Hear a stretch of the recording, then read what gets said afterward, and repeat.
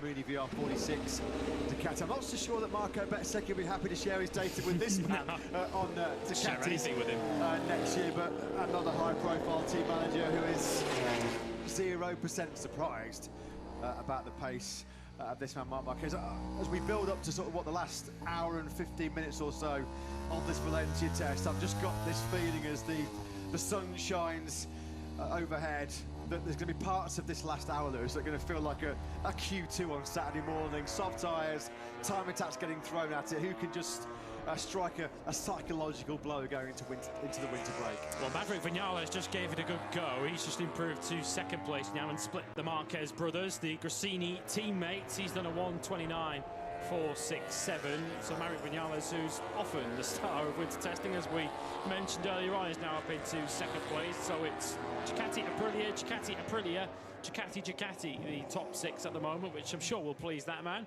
Gigi Dall'Igna, Juan Mir seventh on the first of the Hondas, Augusto Fernandez first of the Pira Mobility Group machines, the RC16 for the Gas Factory Racing Technical Squad in 8th. Enea Bastianini is 9th from Jorge Martin in 10th, and the first of the two Yamahas is Fabio Quartararo, who's got a 1:30.214.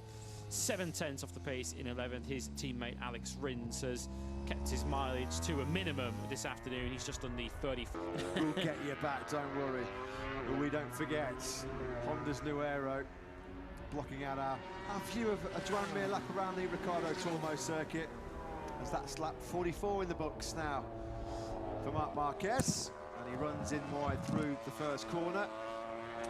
So Marquez, Vinales, Alex Marquez, Ralph Fernandez, Bezzecchi, Bagnaia. The top six riders, all six of them in the 1:29s. Just for a quick reference, Marquez is 1:29.460. That is about half a second away from Vinales' all-time lap record, set in that sensational Q2 lap time here last weekend. Marquez's qualifying time, his fastest in Q2 on Super Saturday, was a 1:29.275. So in time attack mode on the factory Honda 3 or 4 days ago, he was only a couple of tenths faster than what he's been so far today on the Ducati. Marc Marquez running on there at turn number 1. We haven't seen the customary Marc Marquez saves today. I guess he might feel he's on a motorcycle now where he doesn't need to pull off those kind of saves, because he's able to ride up to the limit and not past it, which he had to on many occasions on board the Honda. His now teammate Alex Marquez spoke last winter that from jumping off the Honda to the Ducati as he did, if there was a snap coming, he knew it was coming, rather than the Honda, which would sometimes catch you a little bit by surprise. So Marc Marquez is in that luxurious position now. What a radically different and improved, much improved Repsol Honda, and it didn't come. He packed up early, didn't he? He was really frustrated. He said, no, you can park that one. We'll not win the championship with this bike. Didn't he say, yeah, you will not win the World Championship with this bike? And then he had to share a car back home with younger brother Alex, who just had a very successful Ducati debut. And you wonder even back then whether there was just a few early sort of sowing the seed of doubt in Marc's mind, listening to the comments of Alex going, hey mate, you've got no chance on that Honda fighting these guys on the Ducati. Back with Marquez.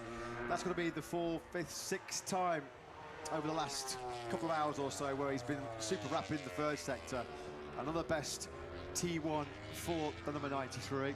Been a pretty good T2 as well, as now he flicks to the goalie. There's going to be another best time coming in from the Spanish rider. We track him over the line now, and it is lap 46 of 46 is a 1:29.424. They can just about sort of contain the smiles, can't they? The sort of how happy you are inside Grassini Racing. Now then, Fabio Quartararo mentioned over the course of the weekend that this was a huge day for Yamaha in terms of their prep for 2024 after what's been their first winless season in MotoGP for 20 years. They've come with an array of new parts. More to come, of course, when we resume testing in Sepang in February. How's it been going down the factory Yamaha garage? I'd like to say Maya Merigali joined Simon to tell us. You're right, Yamaha have brought a lot of parts to this test that are visible, and I'm sure more that aren't. Mayo, can you run through for us what your 3 riders, you know, with Carl, your 2 factory riders, are working on today? Yeah, okay. Mainly I will talk about Fabio, that he has more work on his schedule, and basically we divided the bike or the job in three. One is the early bike. It's really our load every lap, because the wind change every lap, and it's really a lot about also the feeling of the rider. Then we did, now Fabio is evaluating the new chassis, and we are just waiting for his first feedback.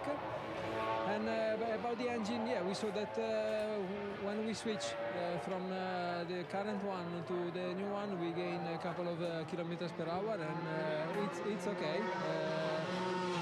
It's just and really important for us to try to gather information in all these sectors, because there is nothing decided yet. So Speed, acceleration, but also the delivery, you know, to look after that rear tire.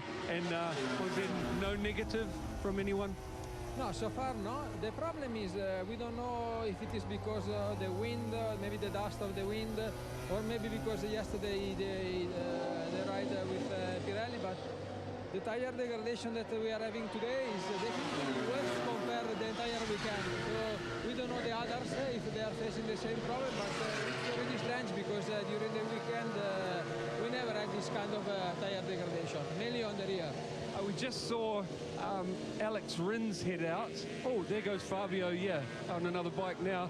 I just saw Alex Rins head out for the first time, I believe. I didn't see him earlier, with the new configuration, like exhaust, aero, etc. The chassis, because we only have one, and for us it was really important for him to get used on our bike, and also we try to, you know, to get the first feeling after the first few laps, because then they get used, and we ask some difference between and see you in Sepang.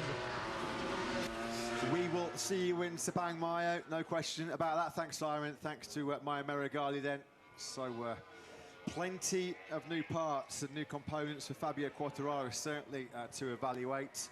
Fabio at the moment 12th with a 1:30.214. Maverick Vinales' gate crashing the party, isn't he? Just taken over at the top of the timesheets with a 1:29.253.